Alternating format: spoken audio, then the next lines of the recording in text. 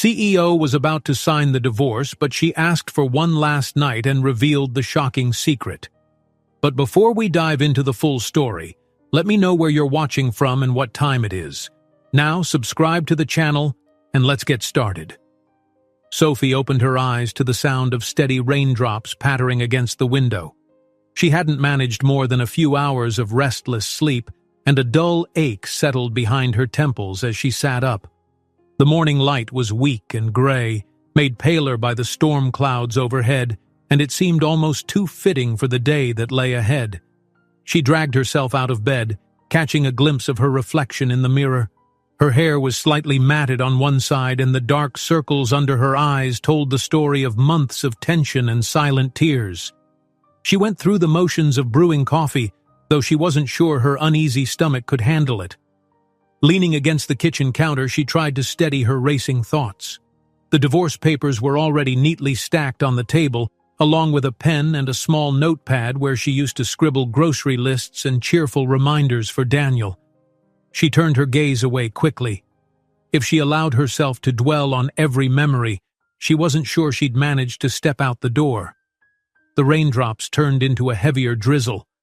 Sophie sighed, took a few tentative sips from her mug, and felt her stomach twist. She set the coffee aside and pressed a hand to her abdomen, surprised by how queasy she felt again this morning. It wasn't the first time that week. The unease had started as light nausea, but each day it grew more persistent.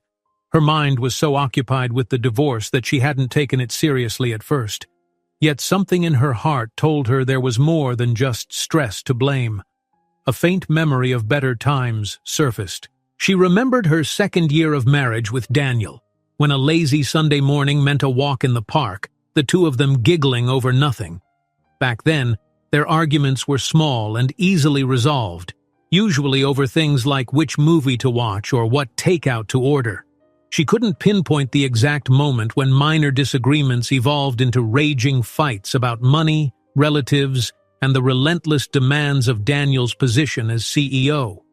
Everything now felt heavier, suffocating. At first, she had tried so hard to be supportive. She wanted to see him succeed, believed wholeheartedly in his ambition. But somewhere in the whirlwind of investor meetings and late-night stress calls, they had both lost sight of each other. Shaking off the memories, Sophie went to her closet to find something professional yet comfortable to wear to the courthouse. She chose a simple black dress and a light cardigan, checking her reflection one more time. The morning was pressing on, and she needed to face it. The thought made her chest tighten, but she told herself she had no choice. It was either sign the papers and end the dragging cycle of arguments, or remain stuck in a painful limbo that benefited no one. Before heading out, Sophie pulled out her phone. The screen showed a missed text from her best friend Elena, asking if she was okay. She considered replying with a short reassurance, but decided she didn't have the energy. She slipped the phone into her purse and made her way to the door. The cool morning air and the soft mist of rain hit her face as she walked to her car. The sky looked like it might unleash a proper storm any moment. Pushing aside a surge of nerves, Sophie started the engine. Just as she was about to pull out, her phone rang. She switched the car off and answered, noticing it was her doctor's office. The conversation was brief. They'd received some preliminary results from the blood work they had done a few days ago. The nurse's tone was calm, but she asked if Sophie could come in soon. A wave of apprehension coursed through her. After a moment's hesitation, Sophie agreed to stop by before the courthouse. The drive through wet streets forced her to maintain a cautious speed. Rain spattered her windshield, the rhythmic swish of the wipers mingling with her pounding heart. She gripped the steering wheel, trying to push aside worst-case scenarios. Maybe it was just a routine call. Maybe they'd found something minor like a vitamin deficiency. Yet her gut feeling told her otherwise. When she arrived at the doctor's office, Sophie dashed through the drizzle, umbrella clutched tightly. Inside, the waiting room was quiet, the walls a soft beige that did little to calm her nerves. She forced a polite smile at the receptionist and took a seat. Within minutes, a nurse escorted her to a small examination room. The doctor greeted her warmly, flipping through notes on a clipboard. She asked Sophie about her symptoms: fatigue, queasiness, occasional dizziness. Sophie watched the doctor's expression carefully. There was concern there, but nothing too alarming, at least not yet. The doctor explained they wanted to double-check some levels, run a few more precise tests, and confirm a suspicion. She hinted that it could be something that would change Sophie's life plan if the results came back in a particular way, but she didn't want to jump to conclusions until the laboratory verified everything. Sophie's stomach knotted tighter. Still, there was no time to dwell on it. Her appointment at the courthouse loomed close. Promising Sophie a phone call within a few hours, the doctor urged her to try and rest. Sophie nodded mutely, though the idea of rest felt impossible. On her way out, she caught a reflection of herself in a glass door, shoulders tense, eyes slightly wide. She wanted to shake that woman in the reflection and say, "Calm down, you can handle this," but she just hurried back out into the rain. Traffic was heavier now, and Sophie tapped her fingers anxiously on the steering wheel at every red light. Her phone buzzed with another message, likely Elena again, but she kept her focus on navigating the slick roads. When she finally arrived at the courthouse, she felt drained, as though she'd run a mental marathon. She parked close by, noticing Daniel's sleek, familiar car a few spaces away. Her breath caught in her throat. Seeing it reminded her again how real this day was. Umbrella held firmly above her. She crossed to the courthouse steps. The gray stone building towered over the street, imposing and unforgiving. The official sign near the entrance glistened with raindrops. Inside, the lighting was fluorescent, and the tiled floors squeaked under wet shoes. She saw Daniel standing near a large window in the hallway, scrolling through his phone. His posture was stiff, jaw set, the picture of someone who had everything under control. But Sophie knew that stance. Underneath the sharp suit and crisp shirt, he was just as troubled as she was, maybe in denial, maybe consumed by his own regrets. He looked up and met her gaze. No warm greeting. His eyes flickered with a mix of frustration and something else she couldn't read. She shut her umbrella and placed it aside, trying to steady herself. Then she walked over, her heels echoing on the tiles. "You're late," Daniel said bluntly, slipping his phone into his suit pocket. She swallowed hard, refusing to let anger overtake her. There was no point in hurling accusations about the thousands of times he'd been late himself, to dinner, to her birthday celebrations, because all that belonged to the past. They were moments away from discarding. "Traffic," she replied, her tone subdued. "And I had an appointment." He nodded but didn't push for details. That single gesture of aloof politeness twisted her insides. They used to share everything, from silly daily updates to heartfelt confessions. Now the silence between them felt like an unbridgeable gulf. A clerk with a stack of papers passed by and told them the judge's assistant would call them shortly. Sophie shifted her weight from one foot to the other, glancing around the hallway. The air smelled of old paper and damp jackets. Lawyers and clients shuffled back and forth, each lost in their own legal battles. She felt small amid the swirl of tension. Daniel broke the silence in a low voice. "We should get this over with. I have another meeting after." She suppressed the urge to snap. Instead, she closed her eyes for a brief second, remembering the call from her doctor and how it might be something far more important than any business deal. "Daniel," she began carefully, "I think—" He cut in, impatience lacing his words. "Can we not, Sophie? Let's get through the signing. Whatever you need to say can wait, right?" A spark of anger flared up in her chest. She clenched her fists at her sides. For months, she had let him rush her emotions. She had allowed him to overshadow their problems with his constant obligations. But not today. She swallowed, gathering the last scraps of composure she had left. "Daniel, I need you to listen," she said, voice low but firm. "This isn't just another fight."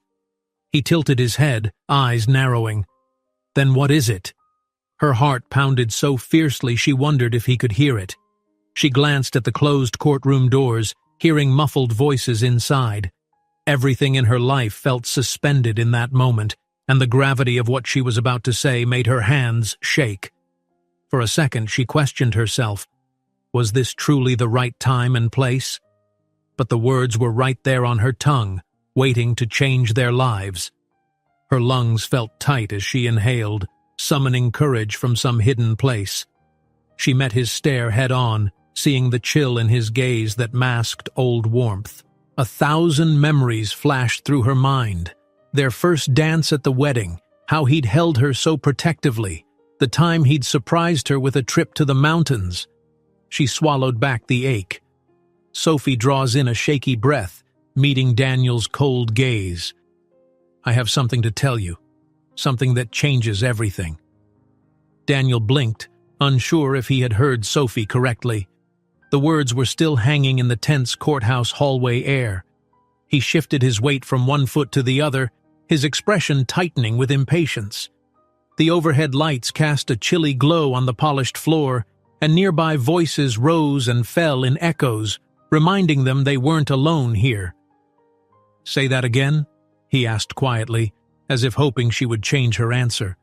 Sophie's throat felt dry. Adrenaline coursed through her body, but she held Daniel's gaze. I said I think I'm pregnant, she repeated, voice trembling at the edges. I'm sorry if this is sudden, but it's not a trick. It's just the truth. For a moment, neither spoke. The faint hum of a vending machine buzzed from a corner, underscoring the stillness between them. Sophie could practically see the disbelief unfold behind Daniel's eyes. He exhaled, glancing around to make sure no one was eavesdropping. The tension was like a cord pulled too tight, ready to snap at any second. Pregnant, he echoed, voice hollow. Right when we're about to finalize, he stopped, pressing his lips into a hard line. You expect me to think this is just a coincidence? She bristled but kept her composure. I didn't plan it. I'm as shocked as you are. His silence pushed her to continue. I've been feeling ill for a while, and I thought it was just stress. This morning my doctor hinted there might be another reason. Her eyes flickered with a mix of anxiety and a faint hope she was trying desperately to hide. Daniel raked a hand through his hair. You're telling me this right before we sign the papers? You couldn't have mentioned it sooner? She felt her frustration welling. I wasn't sure until today. Do you know how terrified I've been, wondering if it's even real? Wondering how you'd react if it was? Before Daniel could respond, a young clerk appeared from around the corner, her clipboard in hand. She scanned the waiting area, oblivious to the tension. Mr. and Mrs. Coleman, the judge's assistant wants to speak with you. We're running a bit behind schedule, so you might have another 20 minutes or so. Sophie nodded stiffly and offered the clerk a polite smile, then turned back to Daniel as the woman walked away. His shoulders were set rigid, and his gaze had drifted to the floor. For several long seconds, he said nothing. Finally, he cleared his throat. Fine, he said. 20 minutes. She knew he was in shock, perhaps even angry, but at least they had this brief window to talk before being called in. Sophie reached out to touch his arm, but he stepped back almost imperceptibly. The rejection stung. Her vision blurred for a beat, though she blinked back tears, determined not to let her emotions control the moment. They found a quieter corner, away from the traffic of lawyers and clients rushing past. A wide window overlooked a small, rain-lashed courtyard. The gray clouds hung low and heavy, as though they too carried the weight of unspoken truths. Sophie glanced through the glass at the slick pavement, trying to gather courage. What do we do now? She asked softly. I mean, if I am pregnant, this divorce, it doesn't change that we're broken, Daniel said, though his tone faltered with each word. We've been fighting like this for months, Sophie. You know it. She swallowed, a sharp pang in her chest. I know we're in a bad place, she replied, voice thick. But maybe this is a sign that we should try to fix things. He gave a short, humorless laugh. We can't just rely on a baby, assuming it's even true, to magically solve our problems. There's too much resentment, Too many lies. His eyes flickered to the side. And if the press catches wind of this, my family would be all over it. The board, too. She felt anger flare up. This isn't about your precious board. You're not the only one involved. You think I enjoy this? Standing in a courthouse about to sign papers that end everything we built together? Something in Daniel's expression shifted. He glanced at her belly, as if seeing it differently for the first time, then looked away. The strain in his features revealed the conflict he was fighting, between the life he had with Sophie and the life he was trying to control at the office. Look, she continued, calmer now. All I know is there's a chance, maybe a big chance, that I'm carrying your child. I'd never use that to force you into staying with me if you truly don't want to. She twisted a ring on her finger, remembering for a second the day Daniel placed a wedding band there. But you deserve to know. That's all. He sighed, and for an instant, Sophie thought she saw regret cross his face, but he squared his shoulders and avoided her eyes. We'll find out for sure, one way or another, he said quietly. Until then, maybe it's best we don't do anything rash. She resisted the urge to roll her eyes. Like sign the divorce papers? He nodded almost reluctantly. We could ask for a postponement, at least until we know if... He cut off mid-sentence when he spotted a figure stepping into the hallway. It was the judge's assistant again, beckoning them with a polite wave. Sophie's heart hammered against her ribs. She steeled herself, smoothing down the front of her dress and motioning Daniel to follow. Walking down the hall, they exchanged glances that held 1,000 unspoken questions. Despite the tension, an air of uncertainty bound them. For all the anger that had led them to this point, the possibility of a pregnancy made it impossible to finalize things with a clear conscience.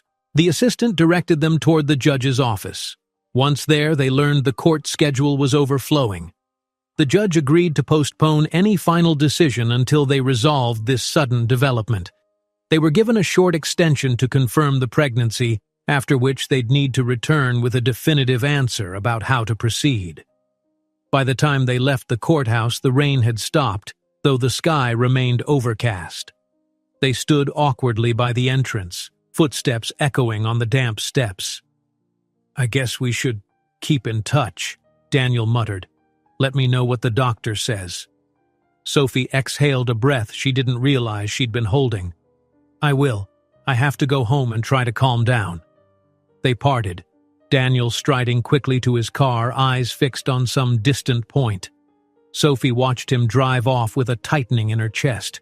She found her own vehicle and sank into the driver's seat, mind swirling. The thought of possibly bringing a child into this fractured marriage was daunting enough without the added fear of doing it alone. She started the ignition and pulled onto the main road, heading back to the small apartment she had moved into after the separation became inevitable. Traffic was mercifully light. Still, her nerves were wound so tightly that every honking horn felt like a blow to her already frazzled senses. As she neared her building, a call lit up her phone screen, the number for the medical office. Her pulse quickened. She parked near the curb and answered with a hesitant, "Hello?" Her doctor's voice was calm but direct. She had the results from the more detailed blood tests. Sophie felt her body tense, bracing for what might come next. The words that followed left her so stunned she could hardly think. A chill shot down her spine as the doctor carefully explained the findings, repeating certain details to make sure Sophie understood. By the end, Sophie's eyes were wide, and her lips parted in shock. She managed a shaky thank you, hung up, and just sat there in her car, staring at the familiar street outside. Water from the recent rain glistened on the asphalt, and the clouds above seemed to close in, as if pressing down with the weight of her new reality.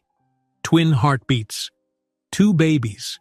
Suddenly, every doubt, every piece of heartbreak, and every fear magnified tenfold. Slowly, she stepped out of the car and trudged upstairs. The building's hallway lights buzzed overhead, almost flickering in tune with her racing thoughts. Inside her apartment, she sank onto the couch, phone still clutched in her hand. She could barely breathe.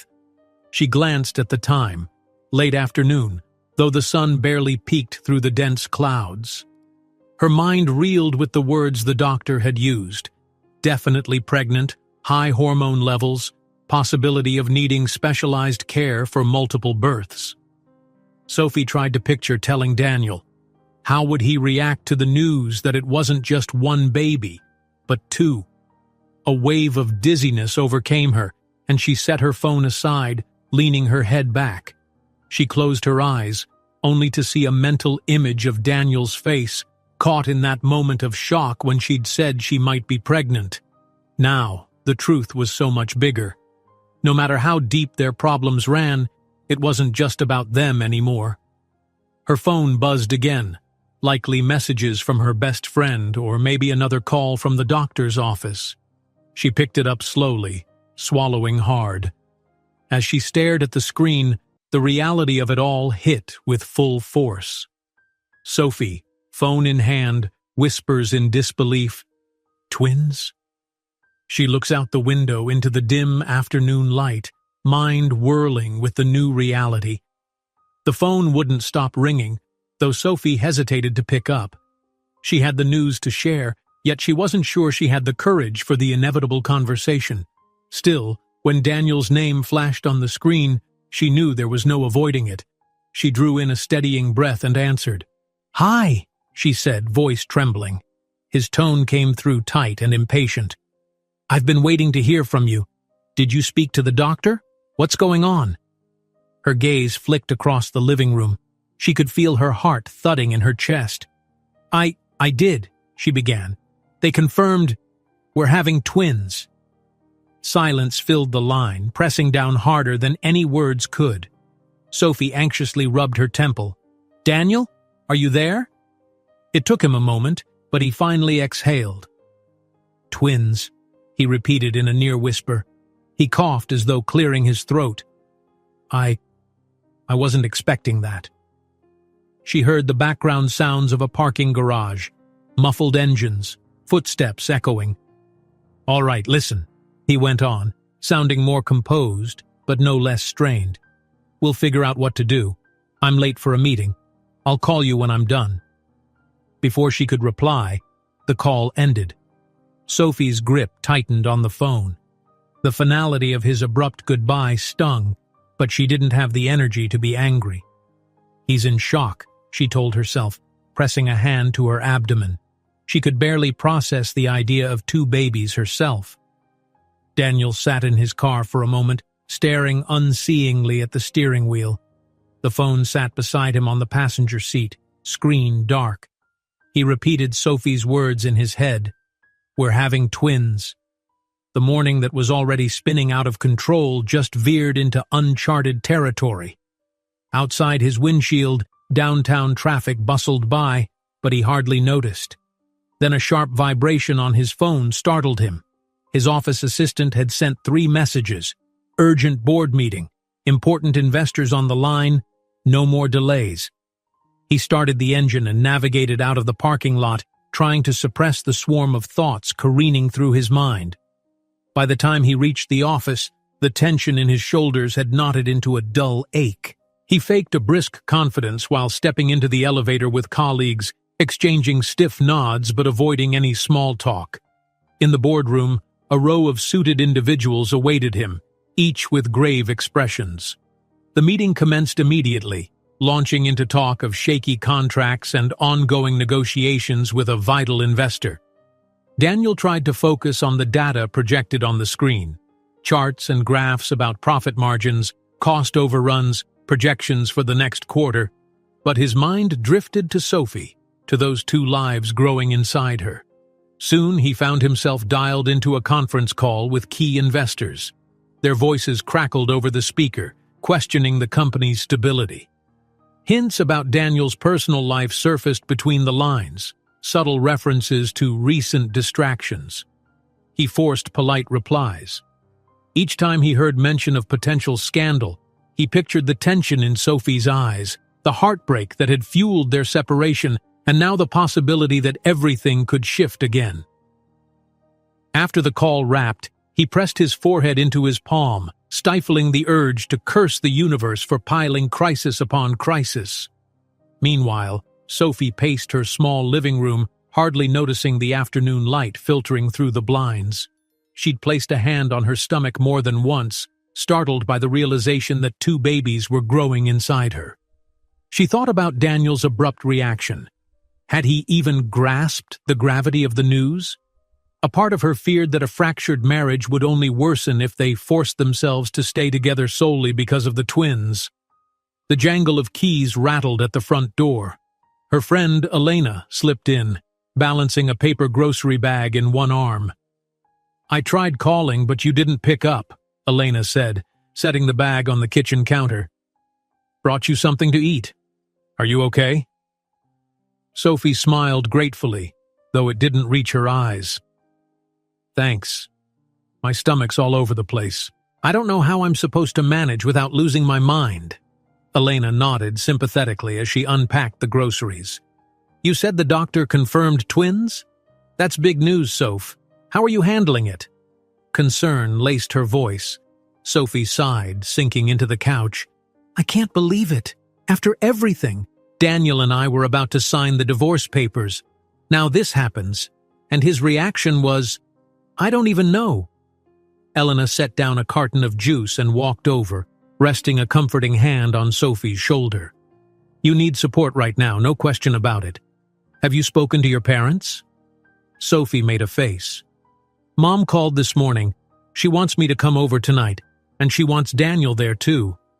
I guess she's worried, especially since I'll be raising 2 babies, possibly alone. And you know how they feel about him. They think his job is taking priority over everything else." Elena nodded slowly.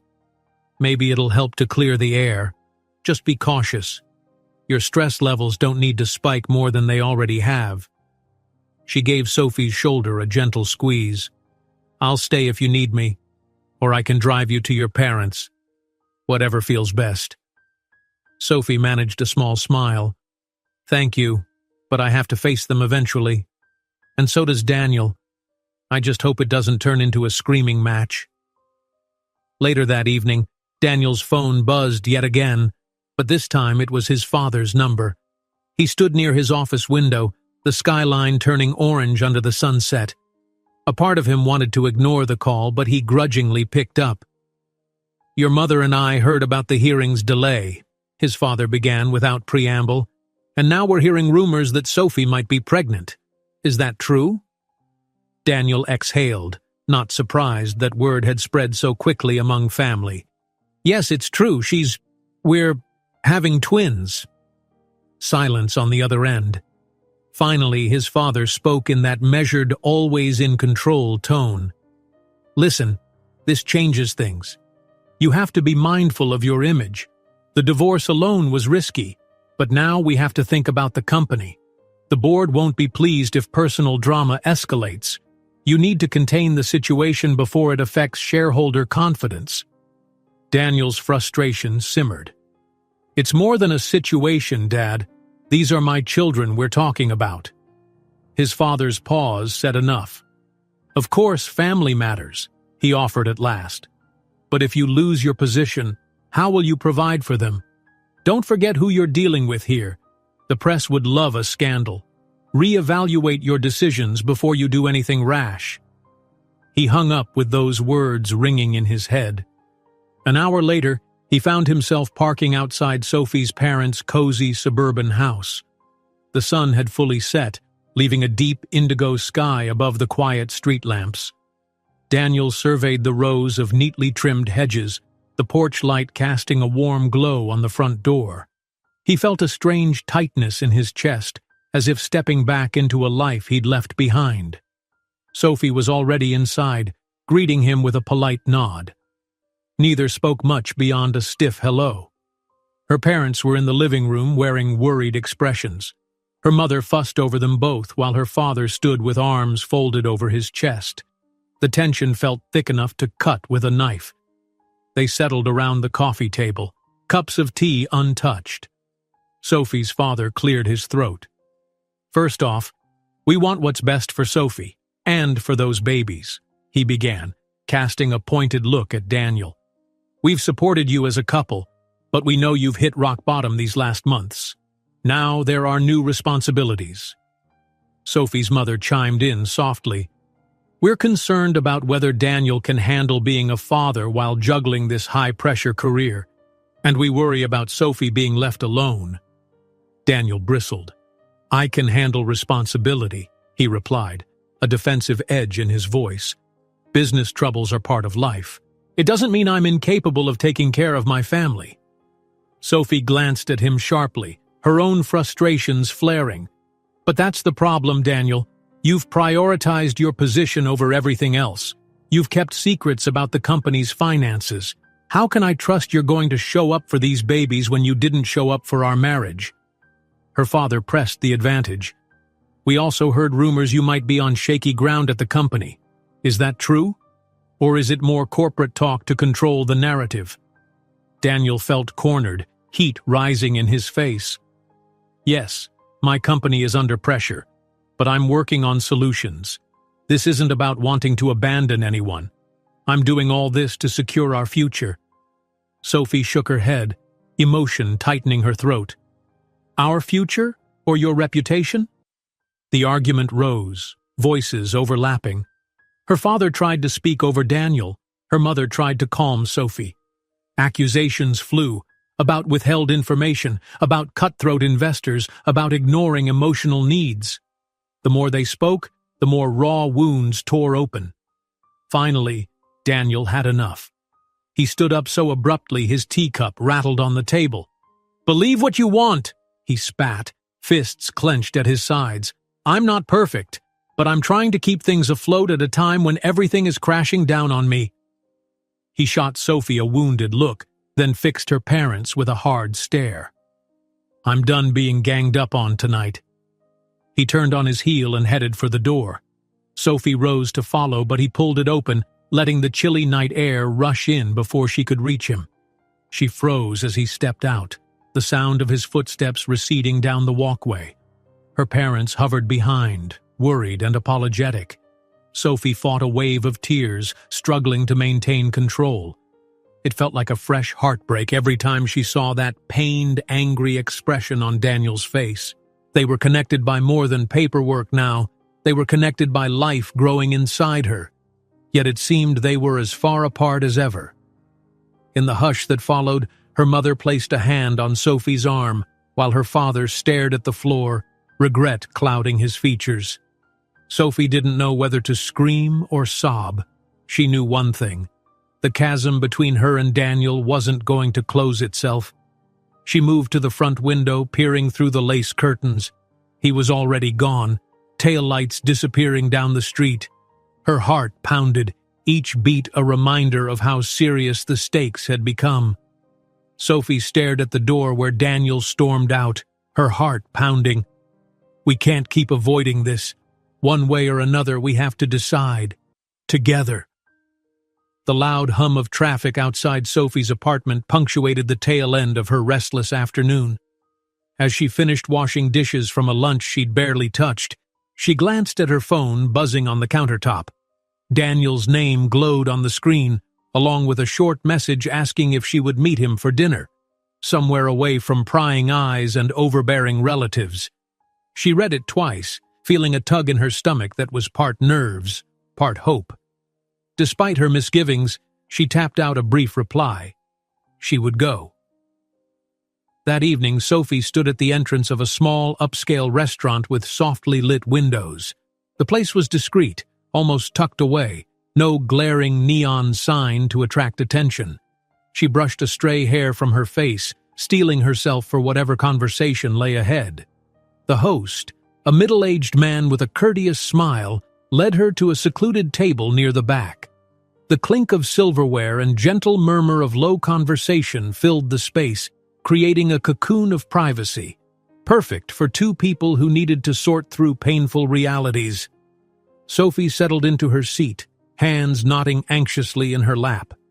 Daniel arrived moments later, suit jacket damp from the drizzle outside. He gave a short nod, his attempt at a polite greeting. She mirrored it. Neither of them seemed sure whether to hug, shake hands, or say anything beyond the stiff pleasantries of two people uncomfortably reunited.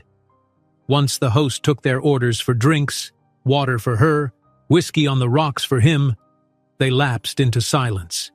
Daniel fiddled with his napkin, jaw clenched. Sophie smoothed the tablecloth, staring at the soft glow of a candle flickering between them. She could sense the intangible barrier that had grown over months of conflict, the same one she had tried so hard to breach. It felt odd to meet him like this, in a place designed for intimate evenings, when her heart still carried the ache of that night he'd walked out of her parents' home. He finally cleared his throat. "Thanks for coming," he said quietly, as if testing how loud he could speak without shattering whatever fragile peace they had. Sophie nodded. "I almost didn't." He managed a small, apologetic shrug. "But you did. That means something." A server swept by, setting down a basket of bread and 2 small plates, then slipped away, leaving them alone once more. Sophie watched the candlelight reflecting in Daniel's eyes as he stared at her. She felt the words forming, weighed by weeks of anger, sadness, and unanswered questions.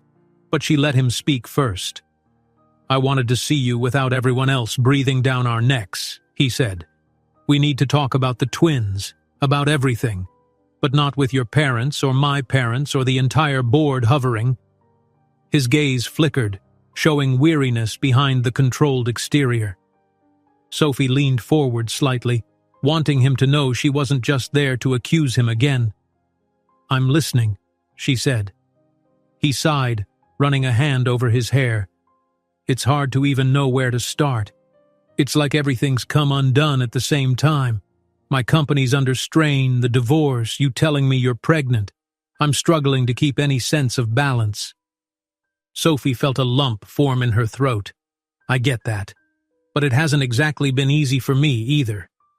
She paused, remembering the sick feeling in her stomach the day she'd learned it was twins. "I'm carrying 2 babies, and I still don't know whether I'm about to raise them on my own."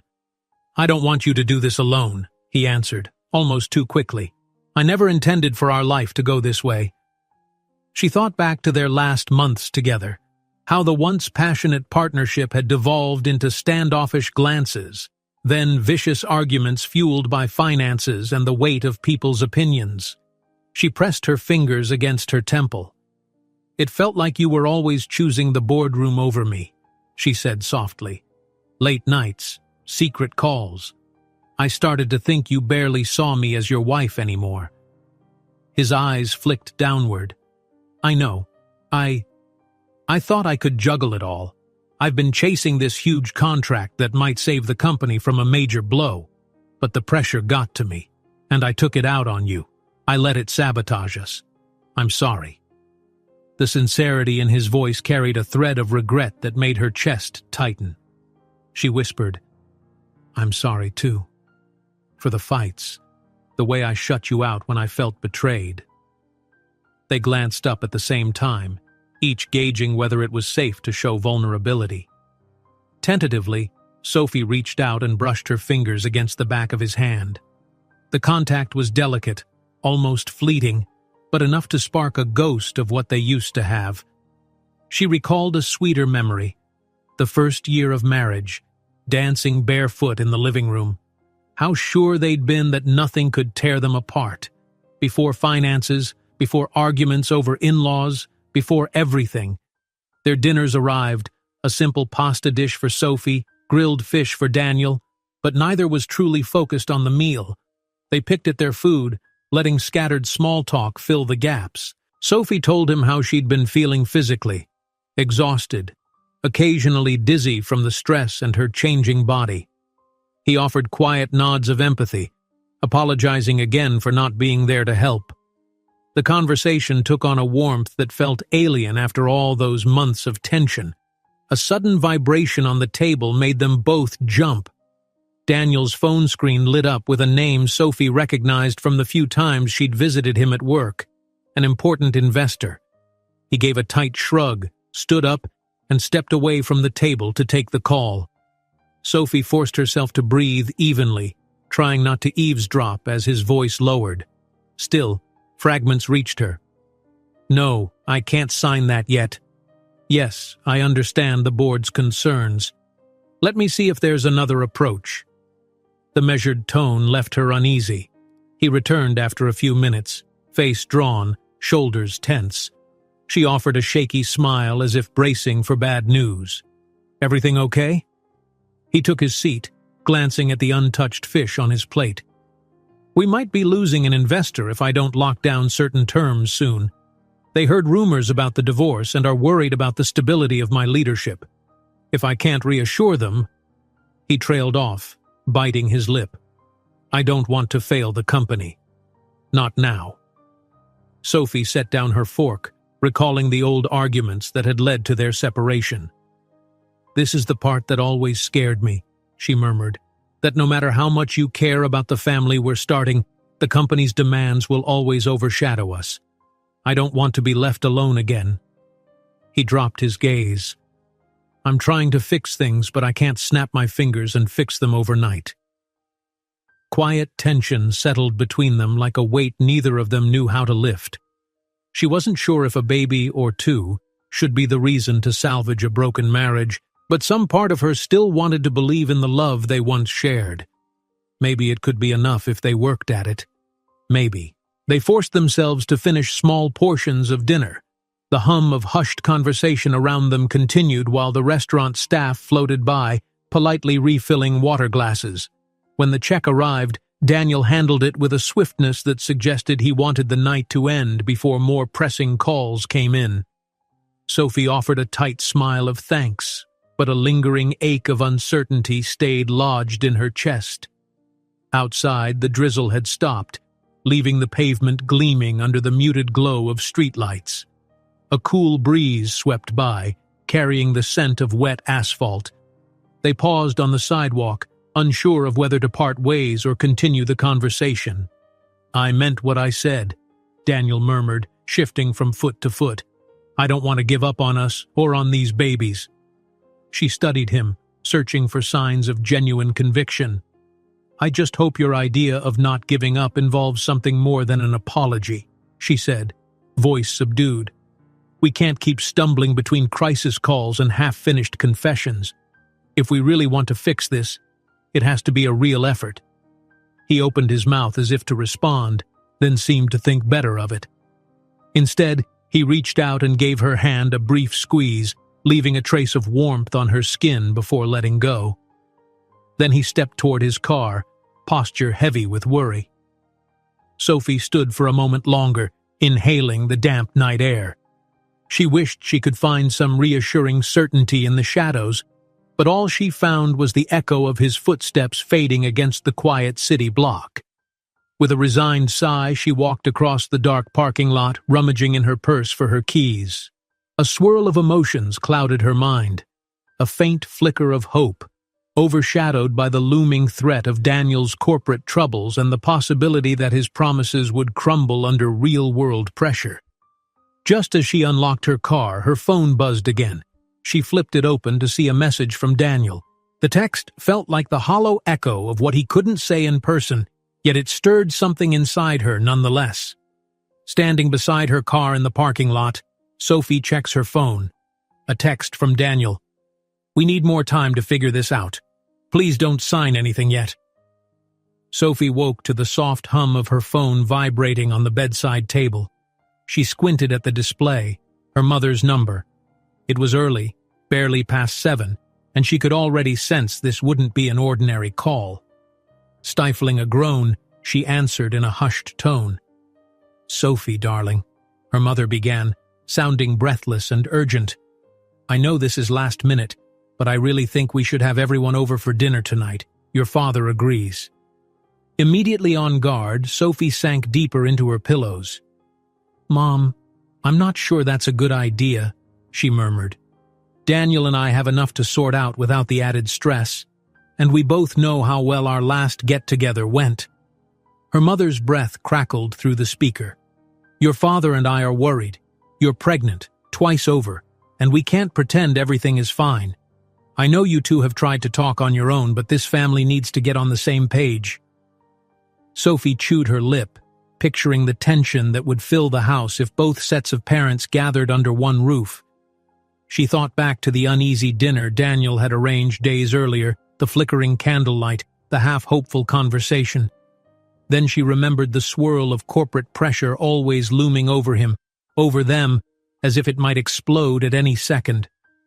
A headache brewed behind her eyes. "Let me think about it," she said finally. "I'll call you back." Ending the call, she sat up. Outside, sunlight bathed the quiet street through a thin lace curtain. Despite the warm glow, Sophie's mind roiled with uncertainty. The last time they'd attempted a family meeting, it had ended in raised voices and Daniel storming out. They'd agreed to keep some distance from parental meddling. Yet her mother's anxious tone made her want to bridge the gap, if only to regain some semblance of peace. She sent Daniel a quick message, asking if he'd heard anything from his parents. Within minutes, her phone buzzed with his reply. "They told me about dinner. Said it's important we show unity, but we need to be careful. My dad might push too far." Sophie blew out a slow breath, heart sinking.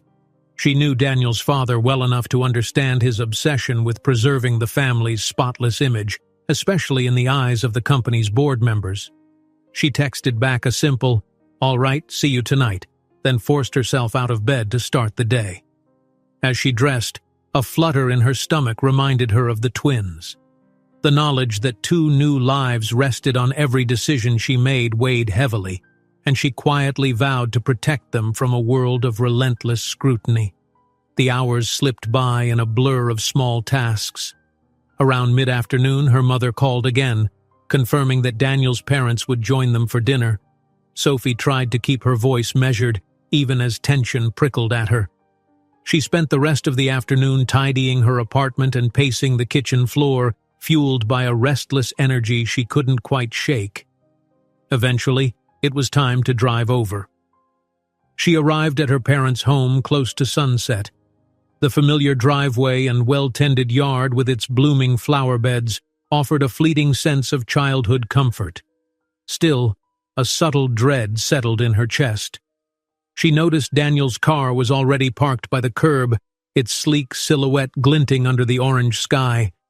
Inside, the smell of roast chicken and herbs filled the living room, warm, inviting, but overshadowed by the hushed tension that rose like steam from a pot left too long on the stove. Her mother bustled about, lighting a few candles on the mantel. Her father stood by the sofa, arms folded, greeting Sophie with a concerned nod. She tried to muster a smile, but it barely reached her eyes. Daniel was in the corner, talking in a low voice to his father. He paused when Sophie entered, meeting her gaze with a careful look. "Hey," he said quietly. "Hi," she replied, equally subdued. She glanced at his father, tall, suited, wearing that familiar stern expression. Daniel's mother hovered close by, her carefully styled hair and pastel blouse a clear effort to look presentable for an important evening, as she called it. They exchanged polite greetings, every syllable loaded with the knowledge of the fragile situation binding them together. Dinner itself started with forced small talk. Sophie's mother asked if Daniel had found a new investor. Daniel's father inquired about Sophie's health. The smell of home-cooked food drifted around them, but nobody seemed to have much appetite. Sophie's father eventually cleared his throat and asked everyone to sit. With some shuffling, they settled around the large wooden table. Dishes were passed in stiff silence, utensils clinking awkwardly against plates. Sophie's mother tried her best to fill the hush, sharing anecdotes about a neighbor's new dog, but even she couldn't keep the tension at bay. Eventually, Daniel set down his fork and clasped his hands together. "Look," he said, voice straining for calm. "I appreciate the concern, but we need to focus on the real issues. Sophie and I are stuck in limbo. The divorce is on hold, we're expecting twins, and the company is under scrutiny. I can't pretend all of this is easy to handle." His father nodded, exchanging a glance with Daniel's mother. "We've told you before, Daniel, your personal matters affect your professional standing. If the board senses too much instability in your life, they could force you out. We all have to be mindful of that. What if the press gets wind of a chaotic marriage? Heat flared in Sophie's chest. She set her spoon down more forcefully than she intended. With all due respect, I'm tired of hearing how my pregnancy affects a corporate image. These are children, not chess pieces. She felt her mother's hand on her arm, a gentle warning to stay calm, but Sophie couldn't hold back. I won't stand by and watch people talk about my babies like they're some publicity crisis. Daniel's father's brow furrowed. No one is trivializing the children, Sophie. We only want what's best for them. If your relationship with Daniel becomes a spectacle, or if it ruins his career, where does that leave you financially? Where does it leave the twins? A flush of frustration reddened Sophie's cheeks. She sensed her father stiffening on her other side, ready to jump to her defense. She drew a sharp breath, trying to keep her tone measured. I understand finances matter, but my biggest concern is bringing two babies into an environment where their father is constantly under pressure and their mother feels alone. A stable bank account means nothing if the family's broken. At that, Daniel spoke up. I'm willing to make changes, he said, addressing the table at large. Sophie's right. This can't just be about good optics or money. But the board isn't giving me much leeway. I'm damned if I do and damned if I don't. Everything's closing in. Sophie's father drummed his fingers on the table. Daniel, you want to keep the company afloat and remain CEO. We understand that. But can you honestly say you'll give Sophie and those babies the time and emotional support they deserve? The question hovered like a challenge. Daniel's shoulders sank. I'm trying, he murmured. I want to be there for them. He looked across the table at Sophie, who held his gaze with weary skepticism. In that moment, her heart twisted with conflicting emotions. On one hand, she could sense his genuine desire to fix things, but on the other, she remembered all the broken promises, the nights he'd left her waiting. Daniel's mother cleared her throat, trying to sound reassuring. We can support you both, she offered, though her eyes glinted with the same corporate practicality her husband displayed. But that means thinking about the bigger picture. Public relations, managing rumors. That's enough, Sophie's mother interrupted, voice gentle but firm. No one wants to see these babies become pawns in a marketing plan. She cast a meaningful look at her son-in-law. If you truly care about them, you'll find a way to stand up for them, even if it risks your position. Daniel opened his mouth to respond, but the tension at the table exploded first. His father bristled at the implication that Daniel might sacrifice his job. Sophie's father jumped in, forcefully telling him that family came before corporate demands. Voices rose, overlapping in confusion. Sophie felt her headache intensify, and she rubbed her temples, wishing for a moment of quiet. In the midst of the shouting, Daniel suddenly pushed back his chair. The sound screeched through the air, silencing everyone. He stood, eyes flashing with frustration and hurt. I can't keep having the same arguments, he said, voice trembling with pent-up tension. Yes, I made mistakes, but I won't let you all talk as though I care more about some boardroom than I do about my wife and kids. Sophie's heart lurched at the slip. Wife. But before she could speak, he turned and strode toward the front door. His father called after him, but Daniel didn't stop. The door slammed, and the entire house rattled with the force of his exit. Silence descended in his wake.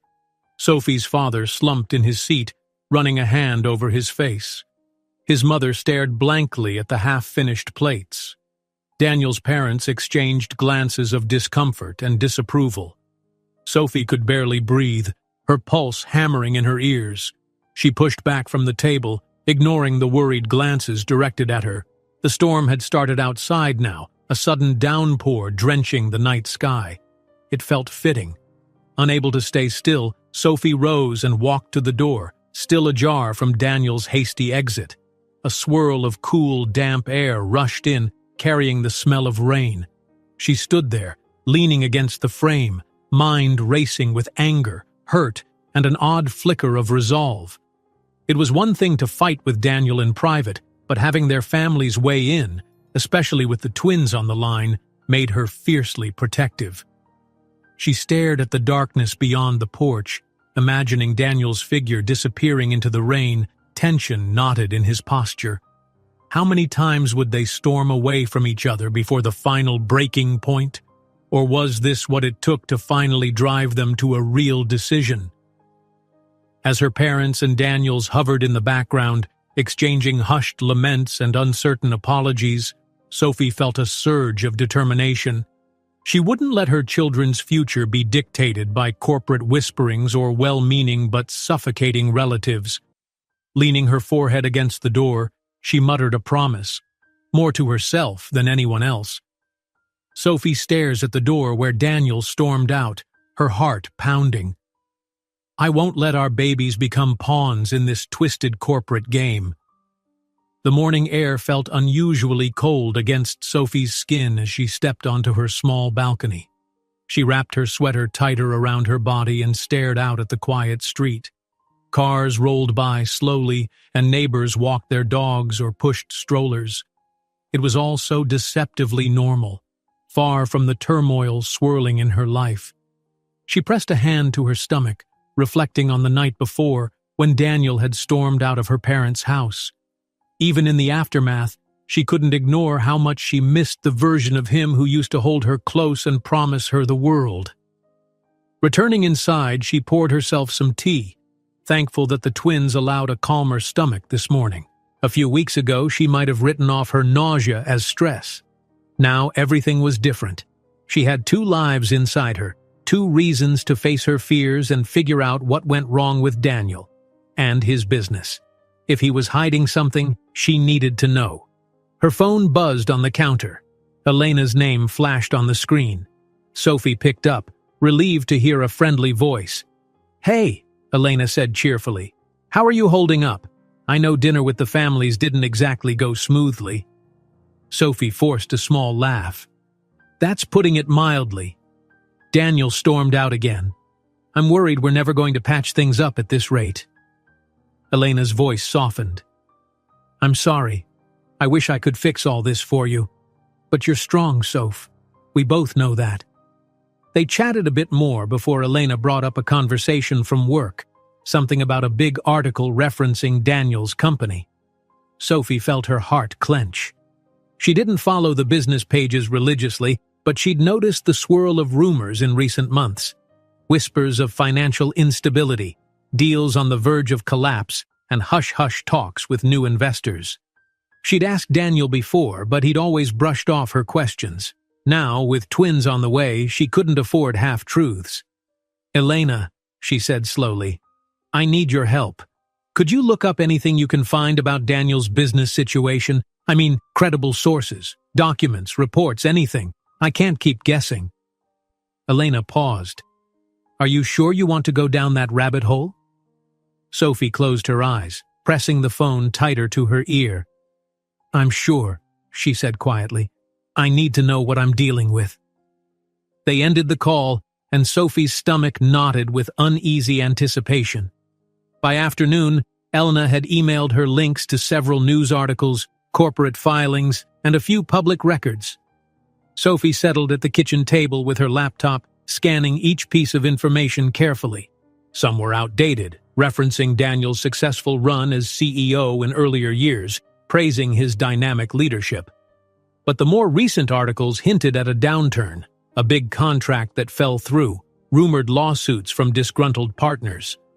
She found a segment about undisclosed debts, speculation that Daniel's company had taken large loans to prop up a struggling venture in another state. The details were vague, but the possibility alone was enough to make her heart pound. She remembered all the times he'd snapped at her questions, telling her not to worry because the situation is under control. Had it ever really been under control? Curiosity turned into a slow burn of anger. If he was in serious trouble, why not confide in her? Weren't they supposed to be a team, at least before everything unraveled? She pushed away from the table, trying to steady her breathing. Then, an idea took root.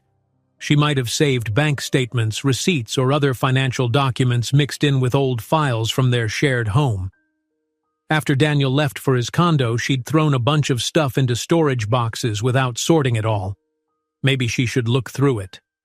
Unearthing the boxes from her closet, Sophie sneezed as a puff of dust flew. She lugged them out, shoving aside out-of-season clothes. Each container was filled with a jumbled mix of items: photos, keepsakes, receipts, tax returns, even holiday decorations. She worked through them methodically, her frustration mounting. Time blurred while she sifted through the mess, scanning faded receipts and old statements. Just as she began to lose hope of finding anything relevant, her fingers grazed a plain manila folder buried under a pile of gift-wrap scraps. She opened the folder, breath catching at the sight of company letterheads, thick with official stamps and signatures. Some pages were standard financial logs, but others looked like memoranda referencing short-term loans Daniel's company had taken out months ago. Sophie read details of staggeringly high interest rates, looming deadlines, and frantic attempts to renegotiate terms. Page after page, it was clear the company had been in dire straits for a while, maybe even when she and Daniel were still together under the same roof. The realization churned in her gut. Daniel had chosen to shoulder this burden alone, or at least keep it hidden, maybe to protect his image or spare her from worry. But all it had done was drive a wedge between them. Her hands trembled, eyes burning at the betrayal. If he'd come to her, they might have faced it together. Instead, he'd given her half answers and built walls of secrecy. No wonder their relationship had spiraled into so many arguments about money. Her phone's chime tore her from her thoughts. She saw Daniel's name again, this time calling. Sophie pressed the phone to her ear, voice tight. "Hey, Sophie," he said, sounding cautious. "We need to talk. I keep getting wind of rumors about the company, and you haven't returned my messages all day." She swallowed, her throat painfully dry. "I've been busy," she said, hugging the folder against her chest. "And I know about the rumors, Daniel. Actually, I've spent the last couple hours learning everything I can." His pause was palpable. "What do you mean?" She ignored the heartbreak drumming in her chest. "I found documents, loan agreements, some stuff about partners threatening lawsuits. I had no idea it was this severe. Why did you keep it from me?" The faint background noise on his end stopped, as if he'd stepped into a quieter space. "Sophie, it's not that simple. The last thing I wanted was to add more stress to our lives. I was protecting us, protecting you. I planned to fix it before it spiraled." Hot tears pooled in her eyes. She clutched the phone, stifling the urge to yell. "Don't you think lies and secrecy create more stress? We're married, Daniel. At least we were supposed to be partners. I could have helped, or at least not felt blindsided." His breathing shifted, betraying his frustration. "I couldn't risk the truth getting out. The board, the investors, they're relentless. If word leaked that I was struggling financially, they'd yank funding in a heartbeat. I was trying to hold everything together." She let out a bitter laugh, though it came out broken. "Well, congratulations. You managed to hold it together long enough to watch our marriage fall apart. And now our babies are coming into a situation I barely understand because you shut me out." Silence stretched between them, thick and painful. Finally, he sighed. "Look, I'm sorry. I know that doesn't fix things, but I don't know what else to say right now." Sophie wiped a tear from her cheek, heartbreak colliding with anger in her chest. She studied the scattered papers at her feet, each one a tangible symbol of how deep this betrayal ran. Part of her wanted to crumple them into a ball and hurl them across the room, as if that could erase the damage. But another part of her recognized that behind the secrets, Daniel might have been terrified, convinced he was doing the right thing. Her voice dropped to a whisper. "We can't go on like this, hiding, lying, protecting illusions. It has to stop." He inhaled sharply as though bracing for a blow. "I know. Look, let's talk in person soon. Maybe tomorrow?" She closed her eyes, exhaustion draining the fight out of her. "We'll see," she said, then ended the call before she could get tangled in his apologies again. Setting the phone on the table, she sank to the floor, leaning against the couch for support. Papers and receipts lay scattered, each one condemning Daniel's actions. The real wound was how he'd felt compelled to hide it, as though trusting her wasn't an option. Was their bond really that fragile, or had it been fear driving him? She touched her abdomen, thinking of the twins. They deserved a solid foundation, parents who wouldn't spin web after web of half-truths. But was it too late to salvage anything? Her mind churned with questions about their future, about whether Daniel could change, whether she could forgive him. She swallowed back a fresh wave of tears, reaching out to gather the documents into a single damning pile. They felt heavy, not just physically, but with the weight of disappointment and betrayal. Sophie holds the stack of damning financial records in trembling hands, murmuring, "If he couldn't trust me with this, how can I trust him now?" Sophie stood in front of the bathroom mirror, pressing a hand to her chest as she tried to slow her frantic breathing. Her face looked pale, and her eyes were ringed with tired shadows. Another wave of nausea churned in her stomach, reminding her of just how unstable she felt these days, not only emotionally but physically too. The twins were growing, and she could sense their increasing demands on her body. But it wasn't just the pregnancy weighing her down, it was everything else piled on top. She ran cold water, splashing some onto her cheeks. The apartment was quiet, yet her thoughts echoed like an unending clamor. Only last night, she'd pored over those incriminating financial documents that revealed the depth of Daniel's business troubles. They had barely spoken since, trading tense calls that ended in more confusion than resolution. The question was always the same. Could they salvage their relationship and still manage this looming crisis? Or was it too late? A buzz from the living room made her jump. Her phone vibrated on the table and the screen lit up with Daniel's name. Sophie eyed it warily before answering. "Hey," she said, voice thick with fatigue. He sounded rushed, as though he were walking quickly. In the background, she could hear muffled traffic and distant voices. "We need to talk about the next court date," he said, breath uneven. "The board's pushing me to settle things quickly. They can't handle any more uncertainty about my personal life." Sophie's hand tightened on the phone. "So you're calling to say we should finalize the divorce?" Her voice was taut with simmering anger and an ache she couldn't ignore. He paused. "No, I'm not saying that. But the board is giving me an ultimatum. Either I tie up the loose ends or they'll question my leadership altogether. For them, that means divorcing you and moving on, or reconciling in a way that stops all the rumors. He trailed off, as if gathering his thoughts. "I don't know what to do." She took a shaky breath, her free hand pressing instinctively against her abdomen. "What about me? I'm the one actually carrying twins. Where do I fit into your equation aside from being labeled a loose end?" "That's not how I see you," he snapped, sounding pained. "But the board, they're ruthless, Sophie. They think every personal decision of mine reflects on the company.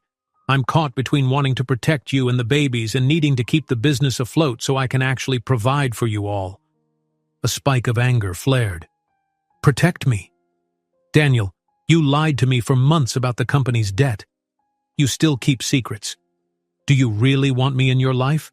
Or is this about not wanting the scandal to cost you your position?" He sighed, the sound crackling over the line. "Stop assuming the worst of me. I do want you.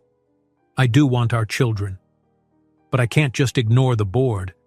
They hold the fate of my company in their hands." "That company is more important to you than anything," she replied bitterly. "You know what? I have to go. I have a meeting with my doctor. I'm not feeling too great." She ended the call abruptly, not waiting for a response. Her heart hammered in her chest, and she forced herself to breathe deeply. Maybe it was partially her hormones, but the stress felt suffocating. As if on cue, a wave of dizziness hit her, forcing her to sit on the couch. She closed her eyes, willing the faintness to subside. Eventually, she rose and decided it was best to keep busy. Her plan was to stop by her workplace briefly. She'd taken a leave of absence. but there were still a few personal items she needed to pick up. Then she had a quick doctor's appointment. Grabbing her keys and purse, she left the apartment, stepping into a cool mid-morning light. The drive to her office building was riddled with stop-and-go traffic, and every honk of a horn made her already frazzled nerves jangle. She parked and headed inside, determined to slip in unnoticed. But as she reached her old apartment, a few co-workers who were in the middle of a hallway chat spotted her. Their concerned faces immediately swarmed around her. "Sophie, are you all right?" one asked, eyes flicking to her midsection. She offered a strained smile, trying to be polite. Another colleague gently squeezed her hand, as if no words were needed to convey sympathy. Rumors about her pregnancy and impending divorce had clearly made the rounds. Feeling cornered by their well-meaning concern, she grabbed her box of personal items from her old desk and rushed out, promising to catch up another time. Back in the parking lot, she felt wobbly on her feet. The close call of fainting earlier still hovered on her mind, and she realized she hadn't eaten anything that morning. Nerves had stolen her appetite again, but her stomach had started growling, and she knew ignoring it was a bad idea. She decided to grab a quick sandwich before the doctor's appointment. After picking up something small at a cafe drive-thru, she arrived at the doctor's office feeling a little steadier. The waiting room was brightly lit, a few expectant mothers flipping through magazines or checking phones. Sophie sank into a chair, exhaling slowly. Her name was called soon enough, and she followed the nurse to a small exam room. The nurse took her vitals, frowning slightly at Sophie's elevated pulse.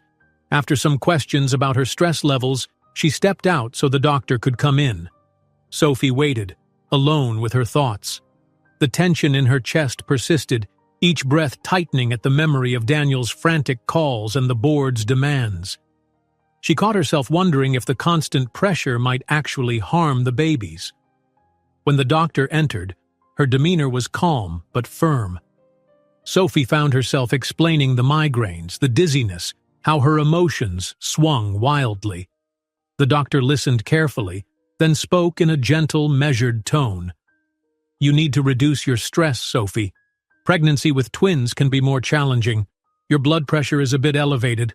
I'd like to keep an eye on it." Sophie forced a small nod. "I'm trying," she said, her voice catching.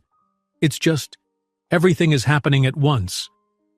"Lean on those you trust," the doctor advised, scribbling some notes. "And please, if you feel faint again, come in immediately. The next few weeks are crucial." Leaving the office, Sophie found herself blinking back tears. If only it were that simple to reduce stress. Her phone buzzed again. This time it was a board member's name, a person she vaguely recognized from Daniel's corporate events. The last thing she wanted was to be roped into a conversation about the company's demands. She started driving home, but halfway there, her head pounded with a sudden intensity. She pulled into a small shopping center parking lot to catch her breath. Her vision blurred, the lines of the world swaying. Panic surged. She realized that if she pushed herself any further without rest, she could truly harm herself or the twins. Fumbling, she opened her phone and dialed Daniel's number. He picked up, voice tense. "I'm in a meeting," he said tersely. The world seemed to spin around her. "Daniel, I'm not feeling well. I'm dizzy, I can't—" Her breath came in quick, shallow gasps, and spots of dark edged her vision. She heard him swear on the other end. Then his voice came through more clearly. "Sophie, where are you? Hang on, I'll come get you." She tried to tell him her location, but everything became fuzzy. Darkness crept in. The phone slipped from her hand as she lost consciousness. When Sophie came to, she found herself lying on a hospital bed, the smell of disinfectant strong in her nose. Daniel was right beside her, gripping her hand, face etched with worry. Monitors beeped softly and a nurse adjusted an IV in her arm. "What happened?" Sophie asked, voice weak. Daniel's relief was palpable. "You fainted in a parking lot. Someone called an ambulance. I got there as fast as I could." She blinked, recalling only fragments of the moment when she'd pulled over, then the onrush of dizziness. "The twins," she murmured, fear gripping her. "The doctor checked," Daniel answered quickly. "They're all right, but you need rest. No more pushing yourself. It was the stress, and maybe low blood sugar too." Her eyes welled with tears, and she inhaled shakily. "Every time I think we're hitting rock bottom, it gets worse," she whispered, voice trembling. "I can't do this alone, Daniel." He squeezed her hand gently. "You're not alone. I promise." And for once, there was no note of frantic distraction in his voice, just genuine worry. A doctor entered, gave Sophie instructions to stay overnight for observation, then left them in the quiet hush of the room. She could feel Daniel's gaze, filled with remorse, perhaps fear at how close she'd come to a more serious situation. Then, as if drawn by some invisible force, his phone buzzed on the bedside table. He shot it a glance. "It's the board," he muttered, eyes darkening with tension. Sophie saw him slip out into the hallway, presumably to answer the call. When the door drifted shut behind him, she settled back against the pillows, her body still shaky. Whatever decision Daniel made, it would define not just his career but the shape of their family. Her gaze flicked to the door, imagining the push and pull raging on the other side. Daniel steps outside the hospital room, faced with a decisive phone call from his board. "What do you choose, your CEO seat or the life you've built?" an impatient voice demands. Sophie woke in the hospital room to a dull ache in her temples and a gnawing hollowness in her chest. The thin gray light of morning filtered through the blinds, illuminating the white sheets pulled tight over her legs. She blinked slowly, the events of the previous day surfacing in her mind like jagged rocks. She had fainted in a parking lot, overwhelmed by worry and exhaustion. Daniel had found her and rushed her here. The board had called him yet again, demanding he fix his personal drama or risk losing his CEO seat. The door opened, and a kind-faced nurse stepped in. After checking Sophie's blood pressure and temperature, the nurse informed her that if her vitals remained stable, she would likely be discharged by late afternoon. Sophie thanked her, relieved but still drained. Left alone once more, Sophie stared at her phone lying on the bedside table. It hadn't buzzed in a while, a welcome break from the relentless flood of calls and texts. She lifted it and saw only one unread message from her mother, urging her to rest and to trust that everything would work out. Sophie sighed. Trust felt like a fragile concept these days. A light knock on the doorframe made her glance up. Daniel appeared, still wearing yesterday's clothes, hair rumpled, dark circles smudged beneath his eyes. He carried a steaming paper cup of coffee and a small pastry bag. "You're awake," he said softly, offering a half-smile that didn't quite reach his eyes. "I brought you something, in case the hospital breakfast wasn't enough." Sophie nodded a quiet thanks. It had been days, no, weeks, since she'd seen that flicker of genuine concern in him without the usual tension overshadowing everything else. She gestured for him to come closer, and he dragged a chair to her bedside, hesitating before settling down. "You look tired," she murmured. He shrugged. "Didn't sleep much. Couldn't stop thinking about, well, everything." They let the silence stretch between them.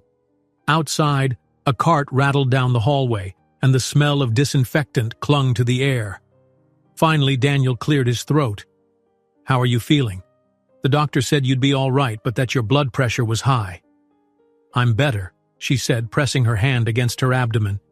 "The twins are fine, thank God, but I need to reduce stress, which seems impossible right now." He rubbed the back of his neck, gaze flicking downward. "I'm sorry," he said. "I hate that I keep adding pressure to your life. I want to protect you from all this, but the board and the investors won't relent," she finished. "And you still need to decide which sacrifices you're willing to make." She expected him to argue, but he just inhaled shakily. "There's a new merger proposal on the table. The biggest investor in the deal is worried about stability. They think the ongoing rumors about my personal life could jeopardize the entire negotiation. My father called last night after I left you here to rest, telling me how crucial it is to present a clean slate. His voice came out ragged.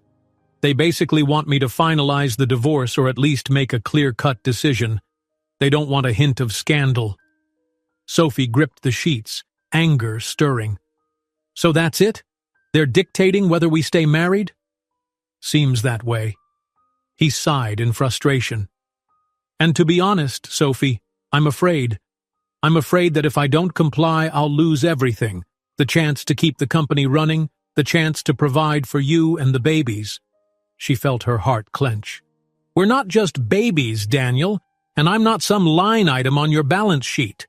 I can't be forced into or out of a marriage because of a board's demands. Her voice cracked on the last words, revealing the desperation she tried so hard to mask. He reached for her hand, but she pulled away reflexively, uncertain whether she needed comfort or a way to shield herself from more pain. Sophie, listen, he said quietly. There's no easy answer. If I step down, the company might collapse under the current debt. That leaves our children without stable support. But if I stay at the cost of divorcing you, his voice faltered. I'm not trying to make you feel used. She shook her head, tears pricking her eyes. You keep saying you're protecting me, but it feels like you're only protecting your job. And you've lied to me, kept secrets. How can I be sure that this time is any different? He stood suddenly, running a hand through his hair. The coffee he'd brought sat untouched on the tray, growing cold. I wish I could rewind everything, tell you the truth from the start, never let it come to this, but that's not how life works. Silence wrapped around them again.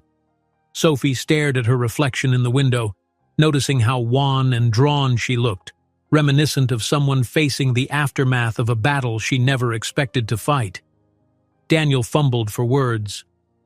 Maybe the divorce would protect you from the fallout, he said, voice hollow. If we finalize it, the press might move on. You'd get financial support no matter what. You'd live without the board's scrutiny breathing down your neck. Her jaw tightened. So that's your solution? Push me away so I'm not a liability? Do you even want to fix this? He looked pained. Of course I do, but I'm backed into a corner. The merger is the only thing that can keep the company afloat. If I refuse, the board will cut ties and we lose everything. If we finalize the divorce, at least you and the babies won't be dragged through endless headlines. Sophie bit down on her lip, tasting the bitterness of the words she wanted to say. I can't believe we've come to this. We used to talk about building a future, kids, a home, growing old together. Now we're talking about divorcing so a handful of investors feel safe about their returns. She wasn't sure whether to laugh or cry at the absurdity of it all. She settled on letting out a choked breath, tears threatening to spill. Daniel, looking desperate, tried to approach her again. Please understand, I'm not choosing the board over you. I'm choosing the lesser evil. She pressed a trembling hand to her stomach. It doesn't feel that way. Before he could reply, the door opened with a gentle tap. A doctor entered, greeting them with a nod. She checked Sophie's blood pressure, temperature, and read through a chart with a practiced efficiency. Everything seems stable, the doctor said kindly. Let's just finalize a few more details, and you can be discharged. But do remember, you need low stress, healthy meals, and consistent rest. That's non-negotiable with twins. Sophie managed a tired smile. Thank you, doctor. Once the doctor left, Daniel gathered his courage to speak again, but Sophie held up a hand, stopping him. Her exhaustion ran deeper than physical fatigue. It was a weariness of spirit, of constant fighting and the feeling that every path led to heartache. Enough for now, she whispered. I want to go home, rest, and think clearly. Alone. He reluctantly nodded. I'll arrange a ride for you. Or do you want me to drive you? I'll call a friend, she replied, voice steeled with quiet resolve. I can't bear any more arguments today. She turned her face away, blinking back tears. The overhead fluorescent lights buzzed faintly. a reminder that this was still a hospital, a place of healing where she'd found none yet, save for the fleeting knowledge that her babies were healthy.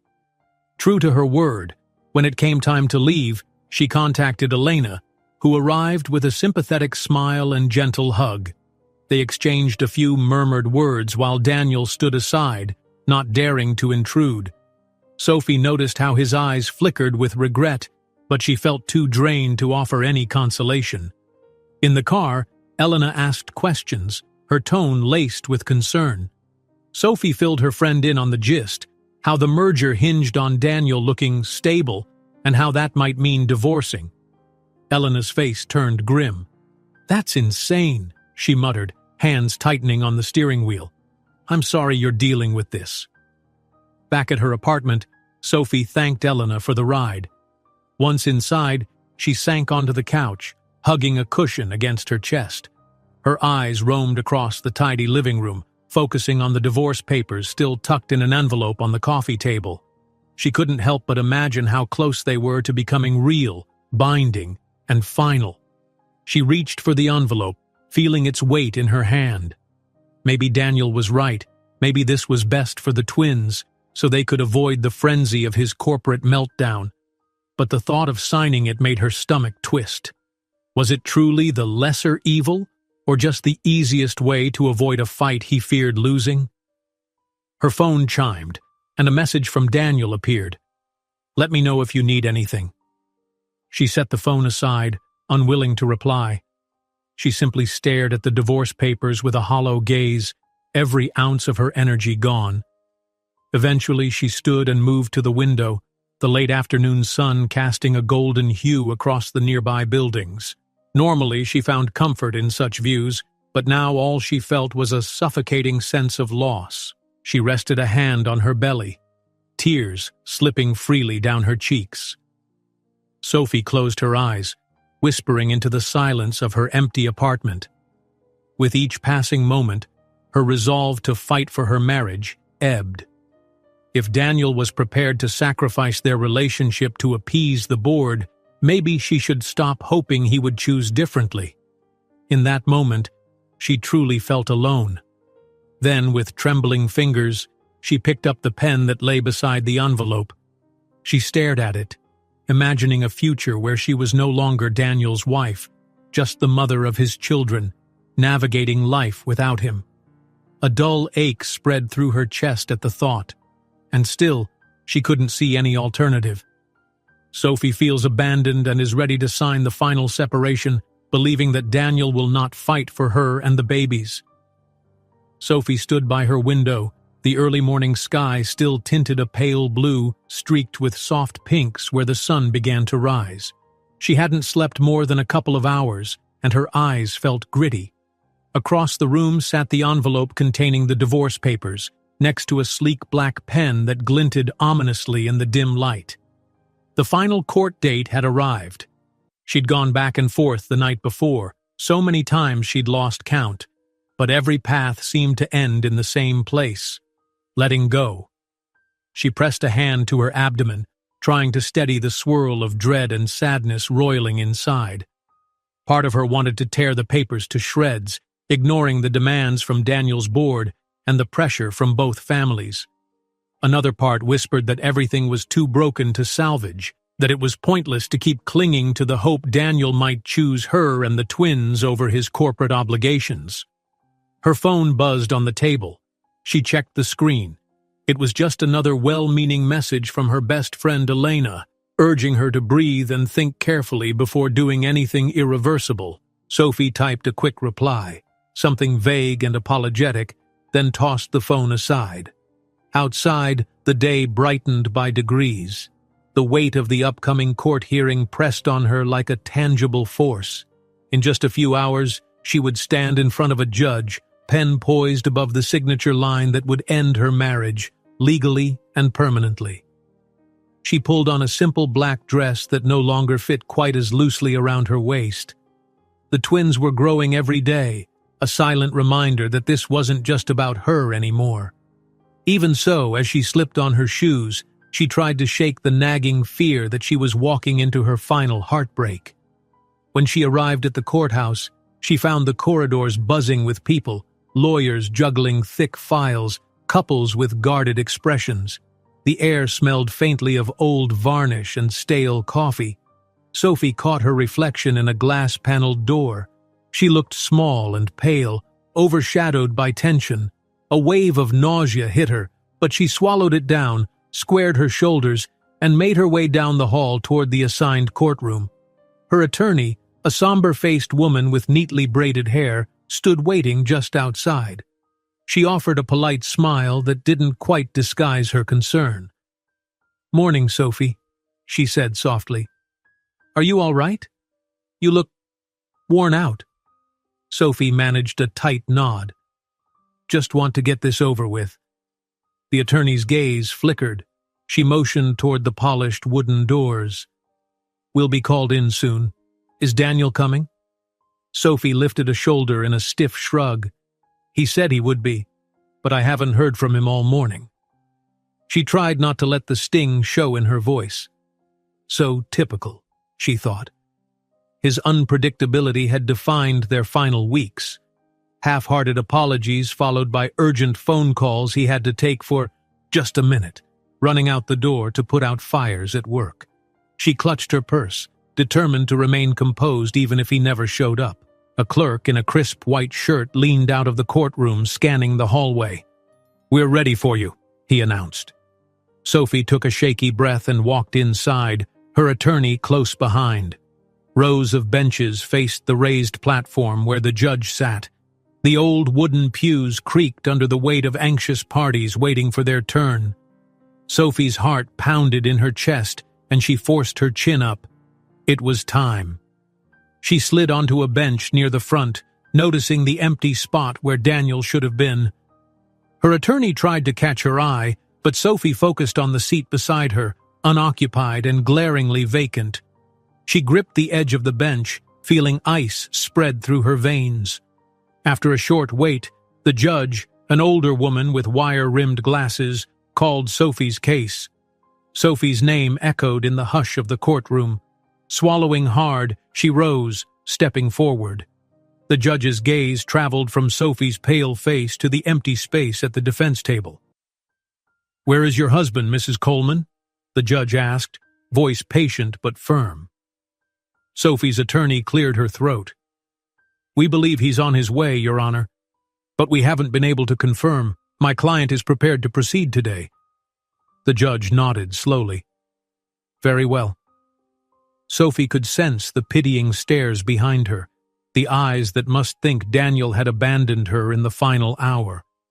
She tried not to tremble, but her fingers shook as she reached into her purse for the documents she'd come to dread. Her attorney passed them to the clerk, who carried them up to the judge's desk. "Mrs. Coleman," the judge said gently, "you understand that by signing these papers today, the marriage will be legally dissolved?" Sophie nodded, forcing her voice not to crack. "Yes, Your Honor." Silence wrapped around them. The judge frowned a bit, as though searching for a sign of doubt in Sophie's face. But time stretched on. Finally, the judge offered a small, resigned sigh. "All right, then." Leaning over, Sophie steadied her hand. The pen felt heavier than it should, as though it carried the full weight of her heartbreak. She inhaled sharply, reminding herself that Daniel had not shown up to stop her, that his promises had always rung hollow once the board intervened. She started lowering the pen toward the paper. Suddenly, the doors behind her burst open. A gasp rippled through the rows of onlookers. Sophie's heart lurched as she spun around to see Daniel charging forward, breathless, eyes wild. He looked as though he'd run all the way here, his tie askew, hair damp with sweat. "Wait!" he shouted, voice echoing in the stunned hush. Sophie's grip on the pen slackened. She felt a flurry of emotions, anger, relief, love, and a bone-deep fear that this was a last-ditch performance to save face. Daniel strode up to the table, ignoring the judge's reproachful glare for disrupting the proceedings. He planted himself beside Sophie, breathing hard. "Your Honor," he said, voice unsteady but determined, "please, don't finalize this. He turned to Sophie, eyes shining with a mix of desperation and resolve. "I'm sorry I'm late. Sorry for everything. I was on a call with the board. They threatened to remove me as CEO if I didn't finalize the divorce. But—" He stopped, swallowing against the lump in his throat. Sophie stared at him, heart hammering so loudly she was sure everyone could hear. "I told them I'm done letting them dictate my life," he said, voice rough with emotion. "I choose my family no matter what it costs. I choose you, Sophie, and I choose our children. Even if I lose the merger, even if I lose everything, I won't lose you." A stunned whisper spread through the small crowd. Sophie's attorney glanced between them, eyes wide. The judge raised a hand for silence, then peered at Daniel over the rim of her glasses. "You realize," the judge said, "that if your personal affairs disrupt your company, it could lead to financial consequences that affect both of you. You said you choose your family. That's commendable, but I need to know if this is genuine or a moment of theatrical display to stall the divorce." Daniel didn't hesitate. "It's real, Your Honor. I love my wife. I can't let her go. I'm sorry I nearly did." Tears burned at the corners of Sophie's eyes. She realized her hand still held the pen, but her heart no longer felt certain about signing. Fear warred with hope inside her, the memory of how many times they'd tried and failed clawing at her confidence. But in Daniel's face, she saw a man ready, truly ready, to put it all on the line. The judge tapped the papers with a pensive expression. "Given these circumstances, I'm inclined to take a recess and allow you both to speak privately. You'll return to confirm or withdraw the divorce petition. Understood?" Both nodded, hearts pounding. The judge gestured to a clerk, who escorted them into a side chamber lined with shelves of thick legal volumes. The door closed behind them, shutting out the buzzing gossip in the main courtroom. Daniel and Sophie stood in the quiet room, the tension nearly unbearable. He tentatively reached for her hand. This time she didn't pull away. A tear slipped down her cheek, and she couldn't tell if it was from relief or the wave of raw emotions coursing through her. He squeezed her fingers, eyes searching hers. "I'm here, Sophie. I'm sorry it took me so long to truly fight for us. I'm choosing you, no matter what." In the judge's private office, Sophie looks up at Daniel, her heart thudding. He whispers, "I'm choosing us, no matter what." They stood facing each other in the judge's cramped private office, shelves lined with old law books looming around them. The steady hum of conversations from the courtroom filtered faintly through the door. For a moment, neither Sophie nor Daniel spoke, as though each feared that the slightest wrong word might break the fragile closeness that had formed in the instant Daniel burst in to halt the divorce. Sophie drew in a shaky breath, her heart still galloping after what had happened in the main courtroom. She searched Daniel's face, needing to see the conviction behind his words. The tension in her shoulders eased only a fraction when she noticed that the determination in his eyes wasn't fading. She still felt the pen in her hand, the divorce papers lying on a side table, but the wave of despair that had washed over her earlier was lifting, replaced by a trembling glimmer of hope. Daniel reached out and rested one hand lightly on her arm, as if cautious not to scare her away. "I know I haven't earned your trust back yet," he whispered, "but I meant every word out there. It can't all be about the board or the shareholders. I won't lose you." She exhaled, fighting the urge to cry. "We've said so many things to each other these last months. We both know words alone aren't enough. What happens when your father or the investors corner you again?" His gaze flickered with self-reproach. "I'll tell them the truth. I'm not finalizing a divorce for the sake of optics. And if that means they replace me, then so be it. This is more important." Her heart wrenched at the sincerity in his voice. She never imagined the day would come when Daniel would so openly defy his board, his father, and everyone else who'd pressured him to stay in control. He slipped his hand down to hers, interlacing their fingers. "I'm sorry I almost let them destroy us," he said, voice cracking. "Please, believe me when I say I'm done letting them hold my life hostage." She found herself nodding, tears threatening to spill. Maybe it was the exhaustion of the entire ordeal, or maybe it was the love she still felt for him, but something inside her began to thaw. Slowly, carefully, Sophie squeezed his hand. "All right," she murmured, blinking away the haze in her vision. "All right, but let's figure out how to prove it, to each other and to everyone else."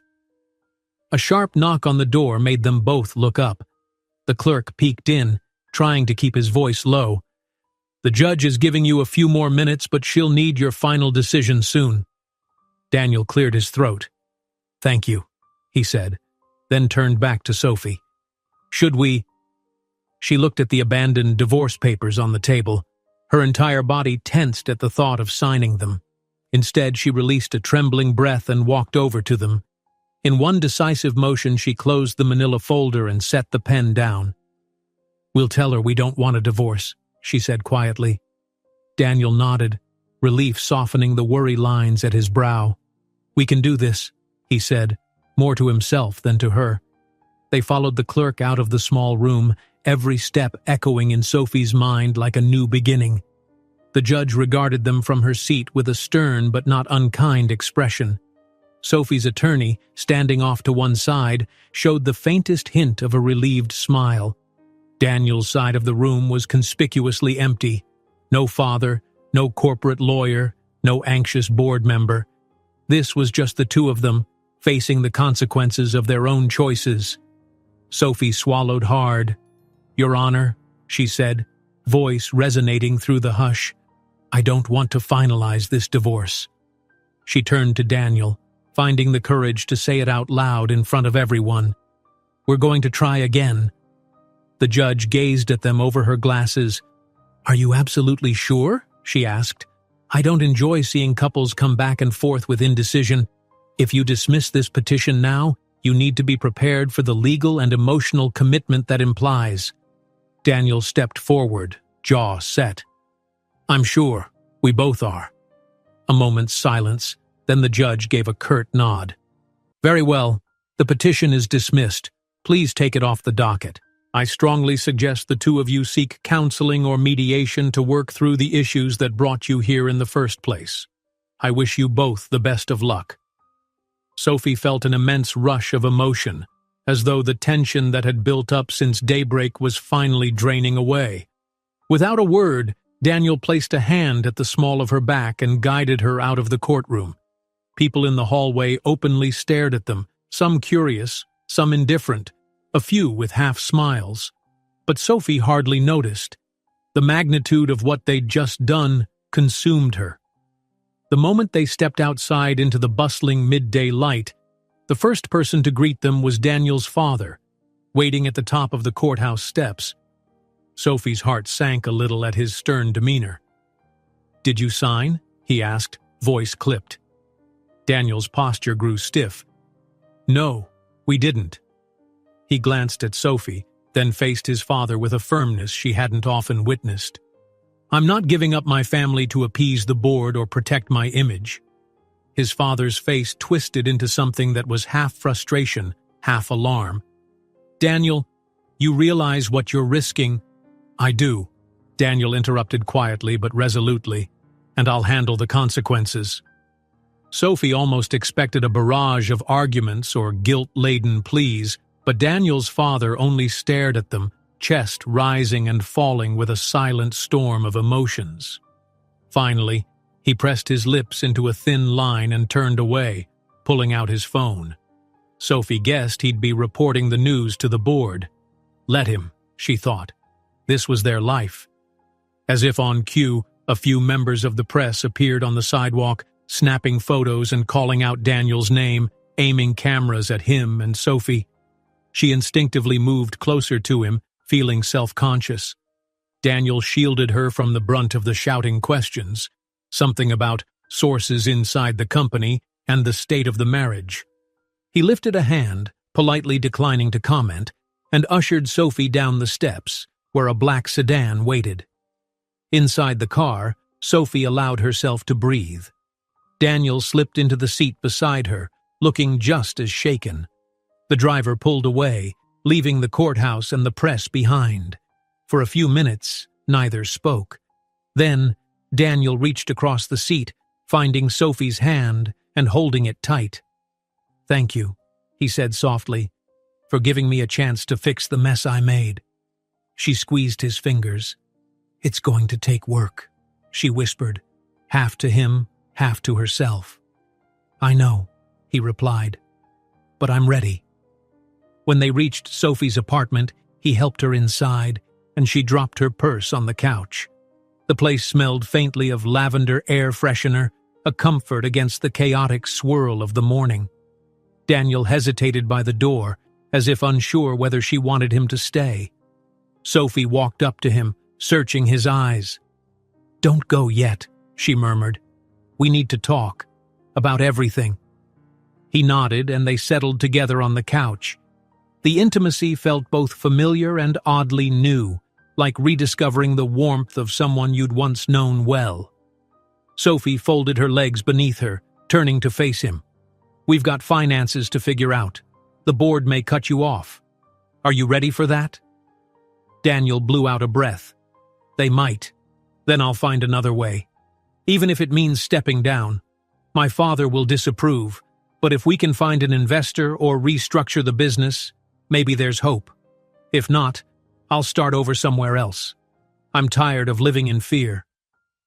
She studied his features, each line of stress etched into his brow. What if it's not enough? A flicker of anxiety crossed his face. "Then we adapt. I can't promise we won't struggle, but at least we'll be honest about it.